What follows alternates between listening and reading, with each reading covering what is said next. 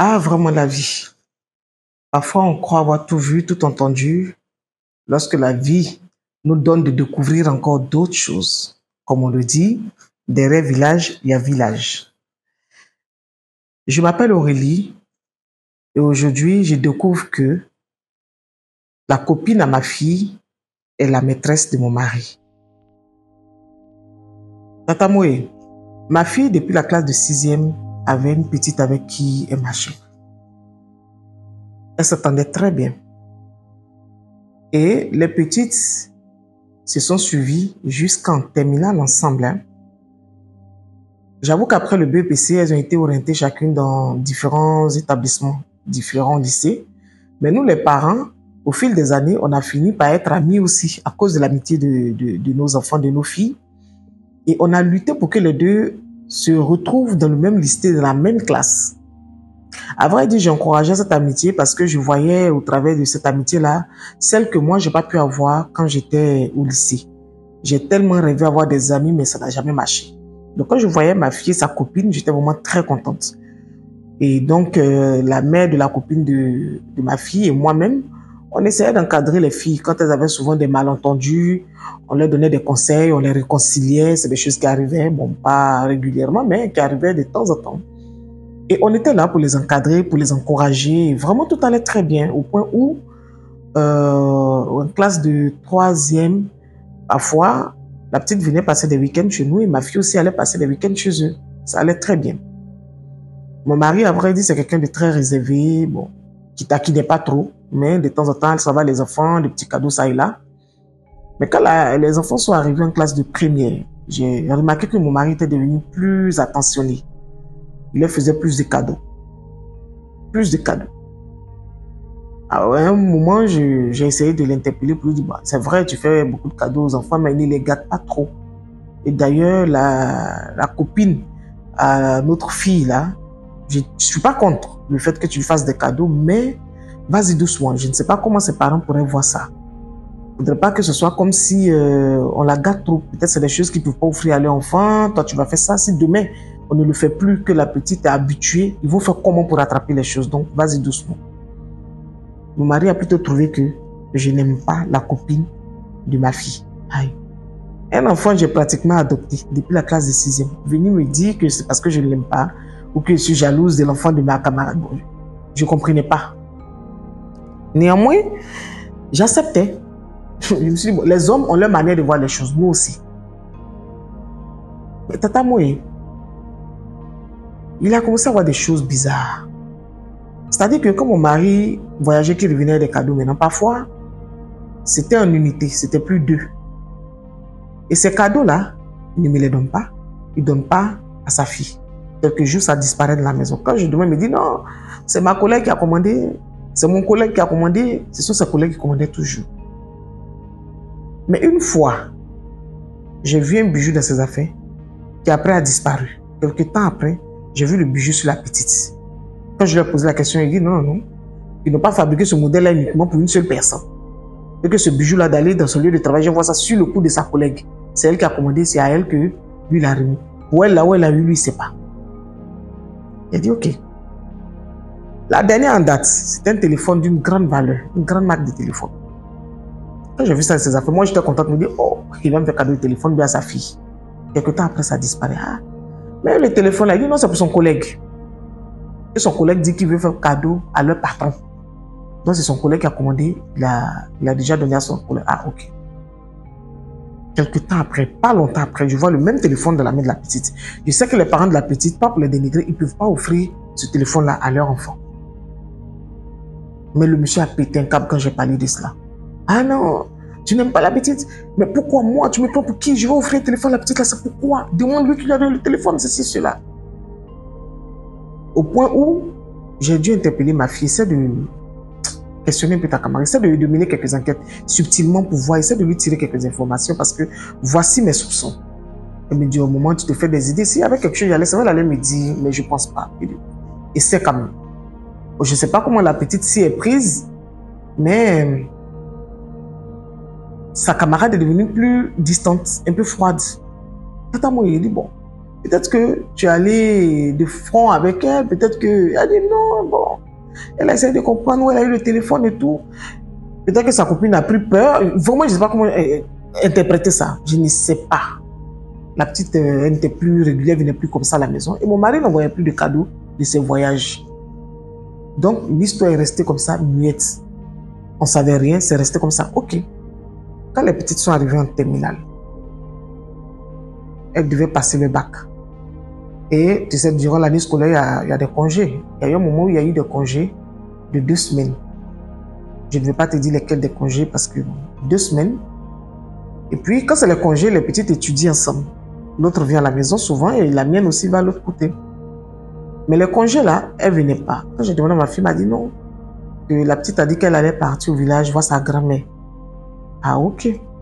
Moi, je ne vais pas aller chez eux pour demander quel est leur programme, où est leur enfant et tout ça. Elle dit, ce n'est plus une petite. En terminale, elle avait quoi, 17 ans maintenant. Donc, elle va au village voir ses parents, il n'y a pas de problème. Dans la même période, mon mari m'a dit qu'il partait en mission. C'est bien, parce que lui, de toute façon, c'est son boulot, hein, c'est son traitement quotidien, il va tout en mission. Mais il m'a dit non, que ce sera juste pour 1 semaine, 10 jours, il ne va pas tarder. Quand il est parti, 5e jour après, il m'a appelé, il m'a dit que ce n'était pas trop bien qu'il rentre. Il dit, ah ok, rentre, tu vas te reposer. Et quand il a pris la route le matin, on a échangé un peu. L'après-midi, parce qu'il allait un peu loin quand même, hein, on m'appelle pour me dire que mon mari a fait un accident. Aïe. Parce que là où il est parti, et chez moi, il devait rentrer vers 18 h. On m'a appelé vers 15 h. Mon mari a eu un accident. Toute paniquée là, j'appelle ses frères, on s'en va sur les lieux. Arrivé là, qu'est-ce que je vois, Tata Moué? Mon mari, avec la copine de notre fille. C'est-à-dire la copine de notre fille là, elle était dans la voiture de mon mari. Avec les effets, son sac de voyage et tout. Aïe. Mais le village de la petite là, où elle est partie, c'est même pas sur le même chemin. Les enfants, comment vous se retrouvez ici? C'est comme si son village est au nord, lui partait en mission au sud, et puis on les retrouve tous les deux quelque part là-bas, vers l'est ou je ne sais pas. Ça n'a rien à voir avec ni... En tout cas, le chemin là, c'est ni là où lui l'a déclaré, là où elle aussi elle a dit qu'elle allait. Moi, quand j'ai vu, tout de suite, mes soupçons se sont confirmés. Hein. Je ne te cache pas. C'était clair dans ma tête que ça fait un moment, peut-être depuis l'année dernière ou l'année suivante, je ne sais pas depuis quand, mais ça fait un moment que mon mari soit avec cette petite. Un monsieur qui a la cinquantaine, une petite de 17 ans. 17 ans, Tata Mouy. Un enfant qu'on a pratiquement élevé depuis 6e. Ses frères étaient tout gênés. Bon, ce jour-là, je ne peux même pas te décrire même quelle émotion qui nous animait là. Parce que le monsieur, on a trouvé son corps. Mon mari est resté dans l'accident, il est mort. Mais la petite, elle a été grièvement blessée. Elle a perdu l'usage d'une jambe. Quand j'ai vu ça, j'ai laissé ses parents dessus. Moi et puis mes parents qui m'ont accompagné là, on est revenus. J'étais tellement remontée. On est revenus. Le lendemain, très tôt, on suis allé au boulot. Ses parents arrivent. Mais où elle est? On leur dit que j'allais au travail. Ils m'appellent, ils se plaignent. Ils appellent mes parents, ils se plaignent. Son mari est décédé hier. Son corps encore chaud. Elle n'était même pas fichue de rester là. Sur le lieu de l'accident, elle est rentrée. Et là, ce matin, on vient très tôt. On n'est même pas encore 7 h du matin. Elle est déjà sortie de la maison. Elle ne peut même pas rester à la maison. Elle doit rester à la maison. Elle doit faire le visage. Elle doit faire les rituels. Tata Moué, ils ont commencé à raconter leur vie pleine de misère. Hein? Moi, je devais faire vivage et rituel. Parce qu'à vrai dire, chez eux, quand tu perds ton mari, la femme, elle doit observer un moment de vivage, se raser les cheveux. Et si tu travailles en entreprise, que tu ne peux pas passer tout le temps à la maison, bon, ben, tu prends quelques jours quand même. Et puis le reste des jours, là, tu t'habilles de façon très sobre, sans bijoux, rien, en tenue plutôt sombre, couleur sombre noire, pour aller au travail. Et tu ne sors pas les nuits. Donc, il y a beaucoup d'interdits comme ça. Et en plus, il y a des rituels qui accompagnent. Et ces rituels-là, en fait, quand ils m'ont expliqué, c'est non seulement pour vous séparer, pour séparer vos deux esprits, le défunt et toi, et pour le repos de son âme. Donc, ils m'ont appelé, ils me mettaient tellement la pression, mes parents m'ont dit, reviens. J'ai demandé une permission, je suis rentrée. Et quand j'expliquais même au travail à mes responsables que voilà ce qui est arrivé, on m'a dit, ah, mais et puis tu viens au boulot? Ils étaient étonnés. Je disais dans mon cœur, mais vous ne savez pas ce qui s'est passé. Je suis rentré et je leur ai dit, mais qu'est-ce qui se passe? On m'a dit, non, voilà, et voilà. Bon, ok, tout ce que vous avez dit là, j'ai compris. Mais les conditions dans lesquelles on a trouvé mon mari là, est-ce que vous savez qui était avec lui dans la voiture? Ils disent que oui, qu'on leur a expliqué. On vous a expliqué. Et quand je suis arrivé, Tata Moué, figure-toi, j'ai trouvé les parents de la fille. La fille était à l'hôpital. Eux, ils sont venus pour me demander, moi, de m'occuper des soins de la petite. Parce que leur fille leur a dit que ça fait un moment, le monsieur sort avec elle, que le monsieur, il a harcelé, le monsieur sort avec elle. Donc, moi, de prendre en charge les soins de la fille et que si elle doit suivre des traitements à vie en lien avec cet accident-là, ça sera à notre charge. Je les ai regardés, j'ai souri d'abord. Devant mes beaux, ma famille, je leur ai dit clairement que moi, veuvage, ça là, je ne fais pas. Mes cheveux là, je ne rase pas. Moi, je suis une croyante. J'ai déjà brisé les liens entre ce monsieur-là et moi. Depuis que j'ai découvert ça, depuis la veille, j'ai brisé ça et je continue de briser les liens. Son esprit ne peut rien me faire. Maintenant, pour son âme, repos de son âme, là, qui gère ça avec Dieu. Moi, je crois avoir dans le repos de son âme. Je crois avoir dedans. C'est vrai, j'ai mal, ça fait mal. Parce que c'est tout récent, hein. Il n'y a pas longtemps. Il n'y a pas longtemps. Mais, je n'ai pas encore cédé à leur pression. La pression est telle qu'aujourd'hui, mes parents aussi s'y mettent. Bon, il y a une partie qui me soutient, mais une grande partie me dit, ah, faut faire ce qu'ils ont dit, tu as quitté dans ça. Faut faire, ils vont lever leur bouche sur toi. Faut pas après, il y aura des conséquences. Faut pas après, tu auras vraiment, voilà, à subir certaines choses. Parce que les Africains, c'est comme si, c'est comme ça. Franchement, cette pression-là, ça me fatigue. Même mes responsables me disent non. Parce que tout le monde a appris.